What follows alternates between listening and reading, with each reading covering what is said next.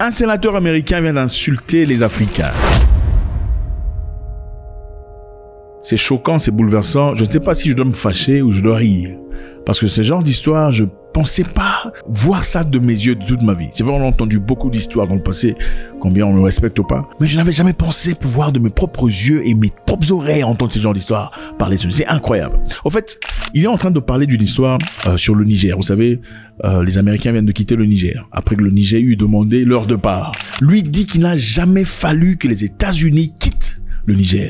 Il fallait rester de force. En effet, il fallait envoyer le C-130. 630. 630, c'est un avion de transport américain. Il faut envoyer l'avion de transport américain de force au Niger. Si les Nigériens ou quelconque pays, sous-peuple africain osaient allumer leur système de défense aérien, il faut bombarder les Africains et rester de force.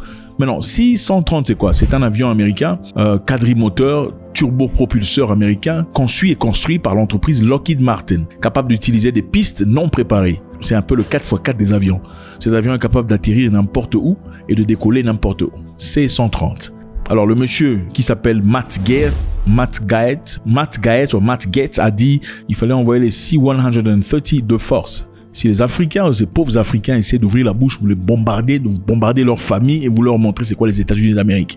Suivez. Mr. Speaker, I rise to warn this body of the deteriorating conditions in the African country of Niger and to give rise to the concern of service members and contractors. More than 1,000 of them right now are functionally being held hostage in Niger. They are being used as pawns during a negotiation that has left America at the bended knee of third world criminals and thugs as our troops seek medicine and fresh water and troop rotations.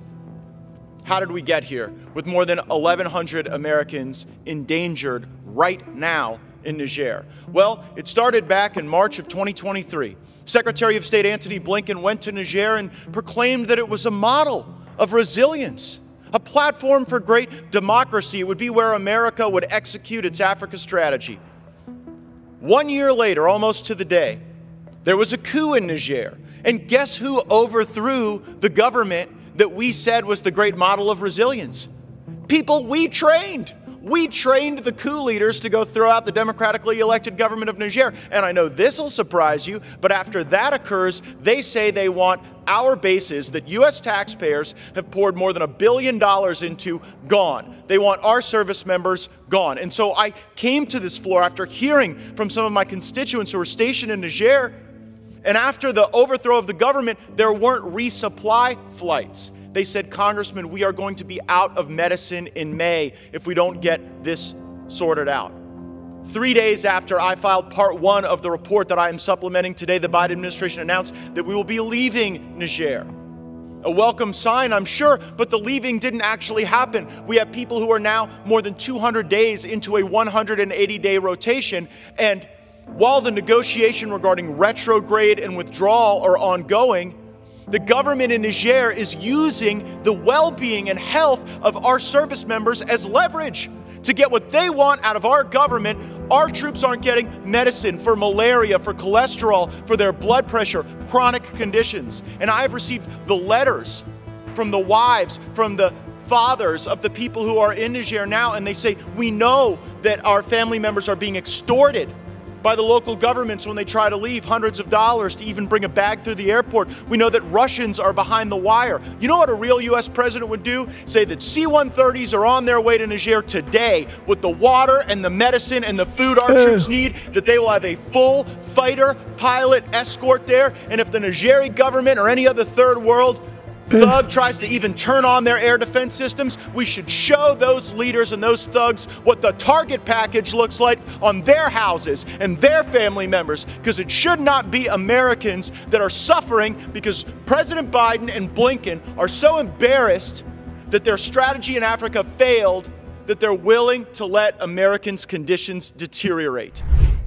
Wow, incroyable. Si le manque de respect avait un visage, voilà le manque de respect.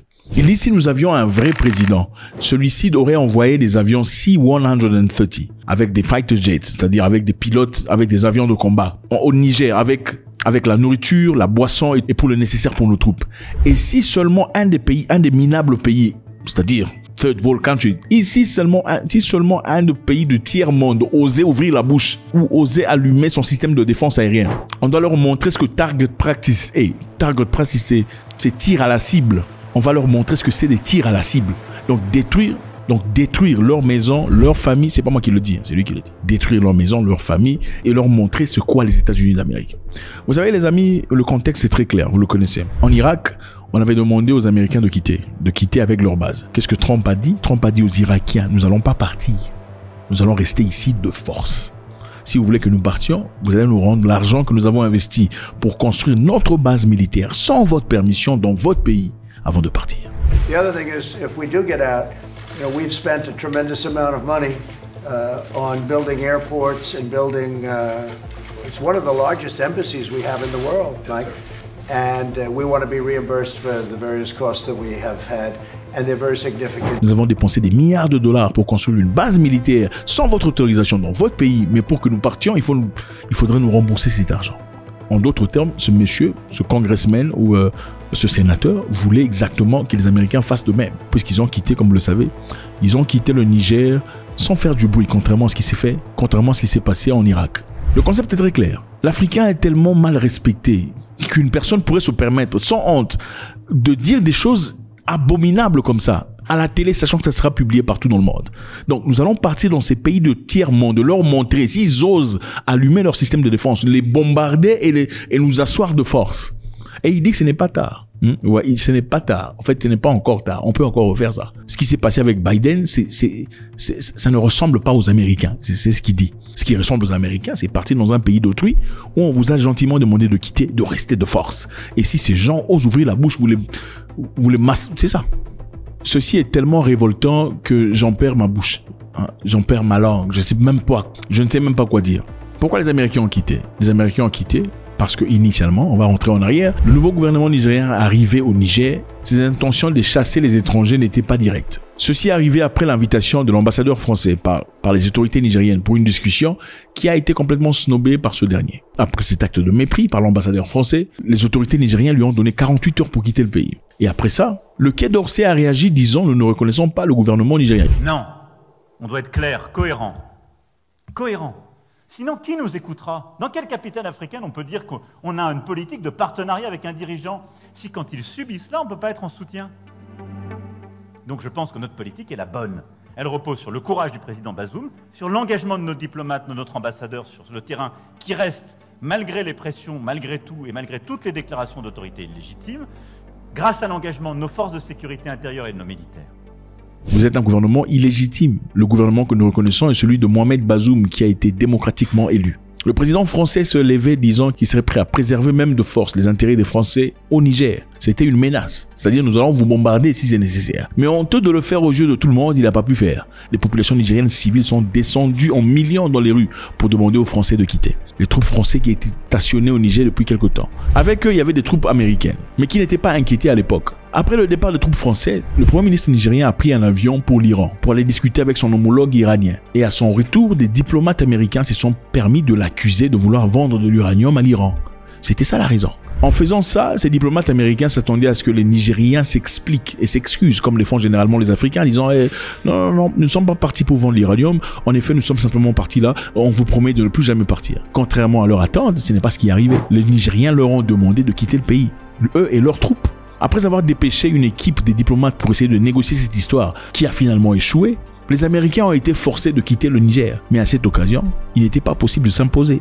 Les Américains ont créé une base militaire au Niger, à Agadez et ailleurs, dans l'objectif de surveiller et avoir des renseignements sur les terroristes. Une base évaluée à 100 millions de dollars. Malgré tout, les autorités nigériennes leur ont demandé de quitter le pays. Alors ce monsieur sénateur, Matt Gaetz, avec tout son testostérone mal dirigé, clairement vous dit que vous êtes des êtres inférieurs. Nous allons venir chez vous avec des C-130, avec des avions de combat, au cas où quelconque pays de tiers-monde tenterait d'ouvrir sa bouche ou d'allumer son système de défense aérienne. On se servira de leur terre comme target practice, donc comme endroit de ciblage. Maintenant, dites-moi que nous sommes égaux sur Terre, que nous avons tous la même valeur et qu'il faut respecter l'intégrité des gens. Et ce qui est bizarre, c'est qu'il n'y a eu personne dans ce congrès qui s'est levé, s'est opposé farouchement à ces choses complètement inacceptables. Parlons des humains, en se référant d'eux comme des voyous de tiers-monde. Faites-moi savoir ce que vous en pensez, c'est toujours avec beaucoup de plaisir. God bless.